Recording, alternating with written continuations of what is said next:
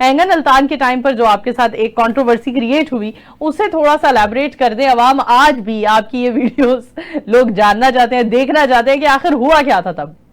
ہوا کچھ بھی نہیں تھا نور. دیکھیں بیسیکلی چیز یہ ہے کہ ہمارے ملک میں کسی کو اوپر جاتا دیکھ ہی نہیں سکتے. بہت کم لوگ ایسے ہیں کہ جو خوش ہوتے ہیں. اب آپ یورپین کنٹریز میں چلے جائیں تو وہاں پہ آپ کی کامیابی سے لوگ خوش ہوتے ہیں, وہ آپ کو سپورٹ کرتے ہیں. پر ساڑھے اتنے ہے کہ اگلے دن لت کھچنی ہے کہ اگلا نیچے گرے کس طرح.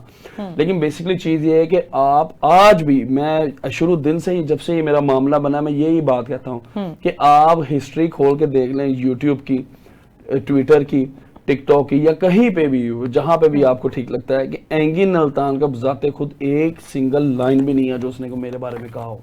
دیکھیں بیسیکلی معاملہ یہ ہوتا ہے, اب جو سمپل شارٹ ورڈز میں آپ کو بتاتا ہوں, کیونکہ یہ چیز میں پہلے بھی کافی دفعہ کلیریفائی کر چکا ہوں. جنہوں نے مانا مانے, جو نہیں مانتے میں کیا خیر کر سکتا ہوں. لوگوں کو خود بھی سمجھ آنا چاہیے کہ میری وہ پپھی کا بیٹا نہیں تھا کہ جو منہ اٹھا کے پاکستان آ گیا تھا, کہ ایسے ہی میں نے زبانی کلامی اس کو کہہ دیا تھا کہ بھائی تو آجا میرے پیچھے, وہ منہ اٹھا کے آ گیا. ایسے نہیں ہوتا.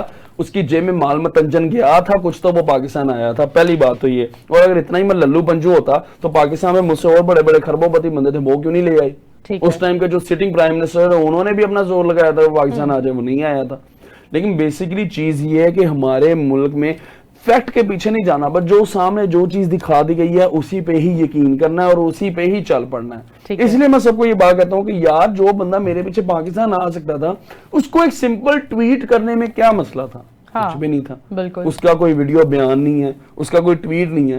تو پھر کہاں پہ مجھے یہ لوگ کہتے تھے جی کاشف زمین نے اس کے ساتھ فراڈ کر دیا.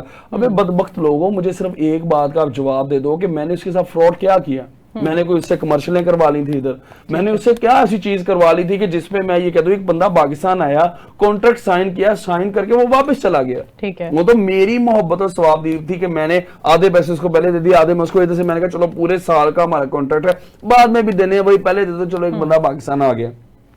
اب اسٹیٹ بینک میں میرے ہی پیسے یہ کہہ کے اس ٹائم کی گورنمنٹ نے یہ روک دی ہے کہ یہ بلیک منی ہے.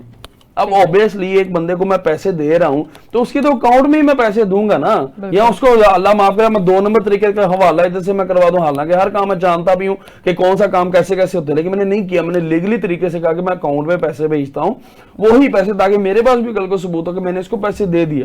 اب اس ٹائم کی گورنمنٹ میں جس میں سب سے بڑا رول ادا کیا تھا شہزاد اکبر نے, ٹھیک ہے, وہ یہ میرے پیسے یہ کہہ کے روک دیے گئے کہ یہ بلیک منی ہے.